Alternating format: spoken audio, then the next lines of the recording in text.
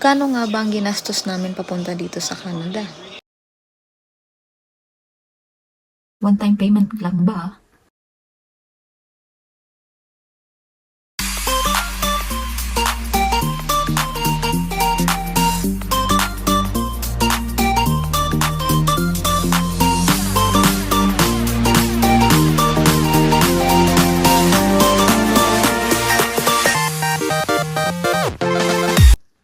Hi guys! Welcome back! Sa mga nagtatanong kung magkano lahat-lahat ng ginastos namin papunta dito sa Canada, is ito ko i-detalye kung magkano lahat ng nagastos namin.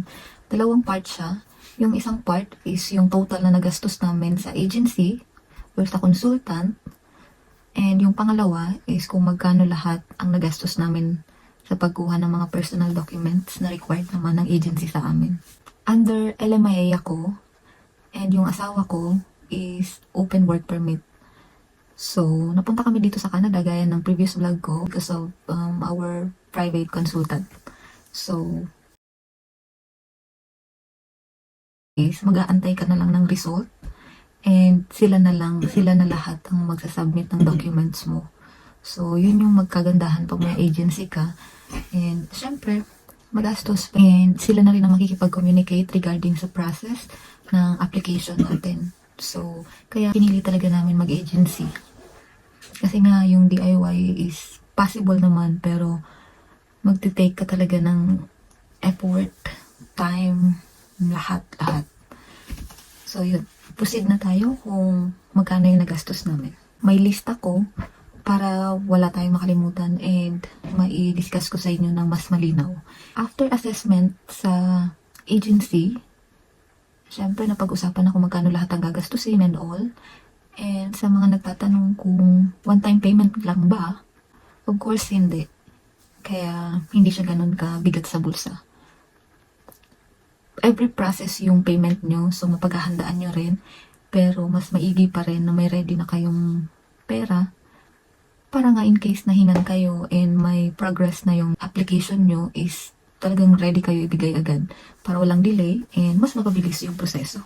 Lahat ng transaction namin, money transaction is ADCB lang. Yung deposit ka lang through machine. So walang hassle din. And unang payment is 3,000 dirhams para sa commitment signing. Para committed ka na sa kanila and ma-line up ka na rin sa employer's interview. Kasi yun yung first step. So, yung 3,000 na yun, and may nagtanong din kung paano kung hindi ka matanggap sa interview or hindi ka makapasa sa interview, paano yung 3,000? Well, ang sagot po doon, based naman sa agent namin, yung 3,000 na yun, pag hindi ka man nakapasa sa interview, may chance ka pa rin every employer's interview na ikakandak nila. So, yung 3,000 mo na yun is committed din yung agency na i-line up ka every opportunity na may employer's interview sila. In case na gusto mo siyang i-withdraw, ayaw mo nang mag-go through sa agency nila, pwede mo naman siyang makuha and maibalik sa'yo.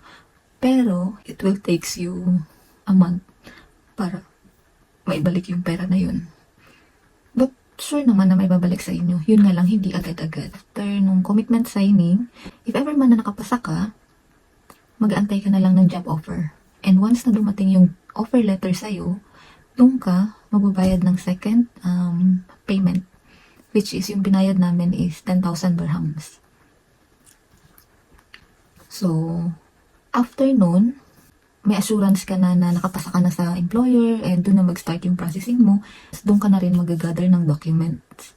And sabi ko nga, yung documents fee is separate dito para clear kung magkano yung binayaran namin sa agency and magkano yung sa mga personal requirements. Next sa job offer is yung processing fee para kay husband. So, si OWP or Open Work Permit is mag-a-add lang ako ng 5,000 dirhams. Binayad ko lang sa processing ng asawa ko para makasama siya is 5,000 dirhams lang. Ang next na marireceive natin is LMIA. Kasi nung nag-apply ako sa agency, ang talagang offer nila is LMIA ready. So meaning, yung employer na nag-interview sa akin is may LMIA na silang ready, and once na makapasa ka sa interview and may bigay na sa'yo yung job offer, ipapangalan na sa'yo yung LMIA, and that's the time na isi-send sa'yo with your name. So, once na ma-receive mo na yun, doon ka ulit magbabayad ng another 10,000 dirhams. After mo ma-receive yung LMIA, within those period, hindi mo pa rin makukomplete yung document. Especially, kailangan mong kunin yung ibang documents mo sa Philippines. So, within those times, still processing ka pa rin ng mga requirements. Next, ulit kami ng agency ng 2,000 dirhams for visa lodging and 1,100 for biometrics and visa stamping. So, yun yung next na binayaran namin after LMIA payment. And after, nag-additional ako ng 900 dirhams for his biometrics and visa stamping. Nung na-complete na ng agency yung lahat ng requirements needed, May 8, 2023, nilodge yung application namin. So, yun na yung waiting game na tinatawag natin. Kasi nga, as I've said, 6 months yung wait timeline from Dubai. Kasi nga, Dubai kami nag-lodge. So, May 11, it took only 3 days. Na-receive ng agent namin yung biometric letter kasi nga sila yung may hawak ng application namin, ng account namin. So, sinend lang nila sa amin. And yun na yung time na pupunta ka sa may BFS, sa may Wafi Mall, kasi nandun yung office kung saan kayo magba-biometric. So, after ma-receive yung biometric letter, magpapaschedule muna. Kasi by schedule yung pagtanggap nila ng applicant. It will take you only 30 minutes. Fingerprint lang yun. After nyo mag-biometric sa BFS, mag-antay ulit mga ilang araw, may sinend ulit sa amin yung agent namin na na-receive na yung biometrics namin sa Canada. And by God's grace, July 14, it took only 2 months and approved na yung application namin. And ito na yung last payment. Last payment, 6,500 dirhams. 1.5 sa tax. And yung 5,000, unfortunately, nakalimutan ko kung para saan yung 5,000. So, bear with me. Basta yun yung last payment. And, of course, pag na-approve ka na, kailangan mo isubmit yung passport sa VFS ulit. And ang VFS na mag-stamp ng visa natin sa passport is VFS na nasa Abu Dhabi. So, ang bayad lang dun is 65 dirhams para sa courier fee. Kasi nga, tayo yung mag-submit ng passport natin personally, pero once na-stamp na siya, i-deliver na siya sa mismong bahay natin. So, i-receive na lang natin siya and hassle-free na rin. So, 65 dirhams yun para sa 2 passport para sa amin na ng asawa ko. Total, 38,500 yung binayaran namin sa agency. Ito na yung second part kung saan i-discuss ko kung magkano naman yung total na nagastos namin sa mga personal na document. Kinailangan namin ng NBI na ako muna yung kumuha kasi hindi pa namin sure that time na pwede ko palang isama si OWP or si dependent. So, yung cost ng NBI ko is 320 pesos. Pesos to kasi nagpo-process ako sa Philippines. So, 200 for notary kasi nga mama ko yung kumuha. Dapat may authorization letter. And 120 pesos naman for LBC. Inabot na yun ng 3 weeks bago ko nakuha yung NBI ko. Kaya almost 1 month din siya na nag-antay ako sa isa lang na requirement. And sa NBI mismo office, 280 pesos. Then, nung nagpa-courier ako, Pili to Manila, kasi nga, taga Bicol ako, so province pa siya. And alam naman natin lahat na ang pagkuha ng NBI ay sa Maynila. So, kailangan namin magbayad ng 1,280 for courier. And additional 2,800 pesos courier Pili to Dubai. Next, yung police clearance, kumuha lang kami nito sa Dubai. Kukuha ka ng police clearance kung nasan kang lugar. Pero yung NBI, kailangan mo talagang kumuha or magpakuha sa Pilipinas. So, ang binayad naman namin sa police clearance is 200 dirhams. So, 400 dirhams for both. 30 minutes lang nakuha ko na yung police clearance.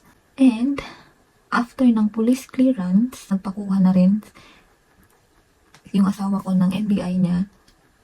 Pero this time, hindi na sa relatives kasi natagalan ako dun sa processing nung sa akin. So, better way is magpo-process ka na lang din kasi merong addocs sa Facebook na nagpo-process ng kahit anong document sa Philippines na papadala lang sa'yo within 4 to 5 days. So, it will cost you much than magpo-process through relatives. Pero, this time kasi gusto ko nga madaliin yung pagkumpleto ng documents. So, binayaran namin sa addocs is 540 dirhams. And take note, hindi lang yun ganong kadali. Kasi kung may previous NBI clearance ka and hawak mo, mas mapapadali kasi kailangan lang yung number dun sa NBI clearance. And luckily, yung asawa ko is meron na siya nung previous NBI niya which is expired nga lang. So, nirenew lang siya and mas napadali yung process. Kasi kung wala or nawala, medyo matatagalan din. Not sponsored, baka naman. So, yung total ng documents na na-process namin sa Philippines is 4,680 pesos. And yung sa dirhams naman, gaya ng police clearance and yung sa NBI na asawa ko na pinaprocess ko sa addocs is 940 dirhams. So, ang total ng personal documents is 1,250 dirhams. Lipat tayo ngayon dito sa sala. Doon sa mga nabanggit ko na personal documents, may mga hindi na kami isinama doon na computation. Yung sa pagkuha namin ng Form 137 and yung sa pagpadala ng title, ng lupa. May mga hindi na kami sinamang medyo maliliit na amount lang din naman. So, ang total ng lahat ng nagastos namin, gaya ng title ng videos na to, if how much we spent going to Canada, is 40,000 dirhams. May additional na 5,000. Yun na yung mga binili namin gamit na kakailanganin namin sa pag-migrate namin dito sa Canada. So, sa mga nagbabalak and sa mga may plan na mag-agency rin gaya namin, sana nakatulong tong video na to and kung may mga tanong kayo, comment below lang po. And sa mga bago pala naming subscribers, maraming salamat. I guarantee na may mga i-share pa kaming video para makakuha pa kayo ng mga insights or maybe makatulong din. Maraming salamat. See you. Bye-bye.